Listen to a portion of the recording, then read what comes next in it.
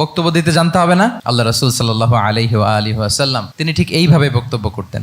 মাঝে মাঝে তিনি ইমোশনাল ইন্টেলিজেন্স ইউজ করতেন, মানে আবেগ অনুভূতিকে নাড়িয়ে দিয়ে শ্রোতাকে প্রভাবিত করে ফেলা। স্পিরিচুয়াল ইন্টেলিজেন্স বা ইমোশনাল ইন্টেলিজেন্স তিনি বক্তব্যের মধ্যে ব্যবহার করতেন। এমনভাবে তিনি নাসিহাত করতেন, এমনভাবে কথা বলতেন, মানুষের আবেগ অনুভূতিকে তিনি নাড়িয়ে দিতেন। আল্লাহু আকবার।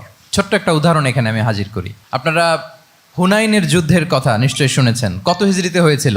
8ম হিজরি। তার মানে মক্কা বিজয়ের ইমিডিয়েট পরেই, কয়েক সপ্তাহ পরেই তো হুনাইনের যুদ্ধ হয়েছিল। তো এই হুনাইনের যুদ্ধে অনেক ওয়ার বুটিজ মুসলমানদের করতলগত হয়েছিল, মানে অনেক গানিমাত, অনেক সম্পদ ওনারা যুদ্ধ শেষে যুদ্ধলব্ধ সম্পদ হিসেবে পেয়েছিলেন। 24,000 উট, প্রায় 40,000 ভেড়া, এত পরিমাণ গানিমত যখন রাসূল সাল্লাল্লাহু আলাইহি ওয়াসাল্লাম পেলেন, তিনি এগুলো বন্টন করতে শুরু করলেন। কিন্তু রাসূল সাল্লাল্লাহু আলাইহি ওয়াসাল্লাম তিনি বন্টন করতে যে আনসারি সাহাবীদেরকে, অর্থাৎ মদিনার যে সাহাবারা, তাদেরকে কিছুই দিলেন না, বরং তিনি মক্কার সাহাবাদেরকে দিলেন, অন্যান্য গোত্রের লোকদেরকে দিলেন, আশেপাশের সবাইকে দিলেন, কিন্তু দিলেন না কাদেরকে?